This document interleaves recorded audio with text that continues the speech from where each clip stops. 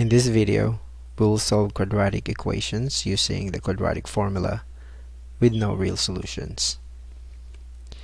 In the previous video, we learned that for us to be able to use the quadratic formula, the quadratic equation must be in the standard form ax squared plus bx plus c equals 0, where a, b, and c are all real numbers and a must not be equal to 0.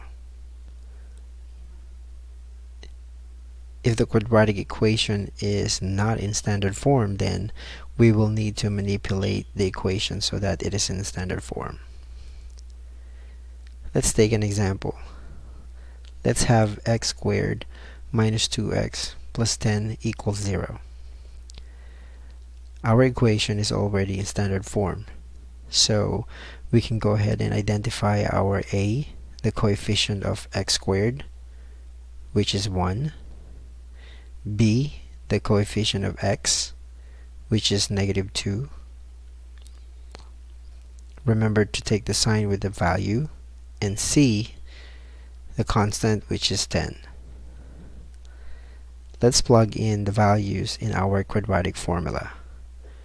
We will have x equals negative times negative 2 plus or minus the square root of negative 2 to the second power minus 4 times 1 times 10 all over 2 times 1.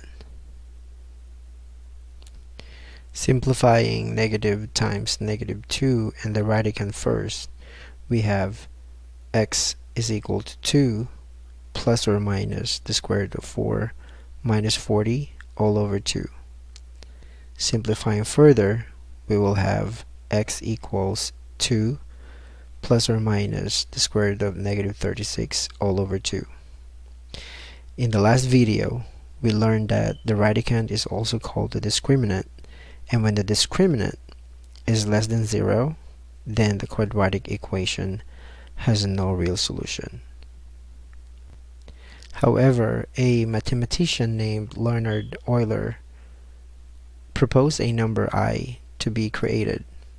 He defined that I is equal to the square root of negative 1. Numbers that include I are not real numbers but are part of the complex number system. So because we wanted to determine the solution to a quadratic equation like this, we will take the square root of negative 36 and factor it out using the square root of 36 times the square root of negative 1. So we will have x equals 2 plus or minus the square root of 36 times the square root of negative 1 all over 2. Now we can replace the square root of negative 1 by the number I, and the square root of 36 by 6.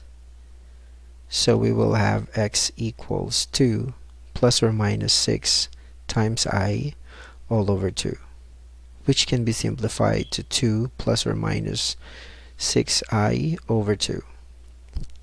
Simplifying further, because the terms in our numerator share the same denominator, we can rewrite it as x equals 2 over 2 plus or minus 6i over 2, which can be simplified to x equals 1 plus or minus 3i.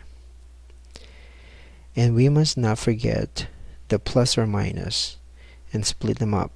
So we will have x equals 1 plus 3i and x equals 1 minus 3i as our complex solution.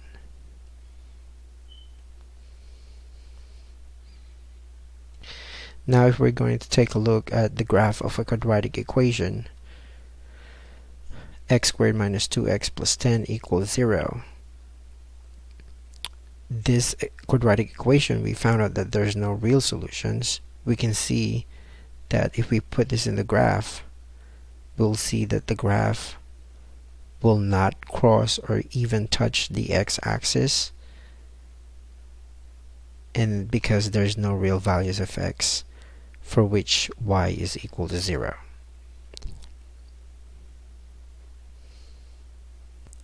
Let's have another example.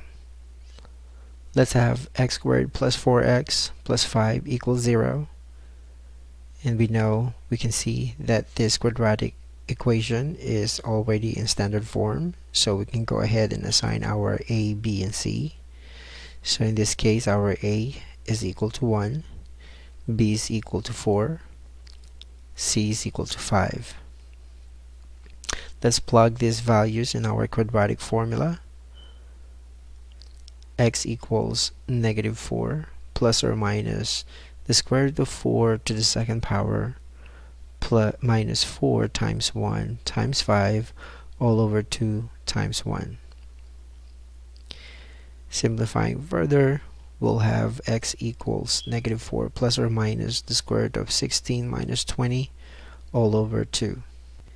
Performing our operation under the squared symbol, which is also known as the radicand and also known as the discriminant, we'll have x equals -4 plus or minus the square root of -4 all over 2. Now the square root of -4 is less than 0. Then we can say that the quadratic equation that we have no real solutions.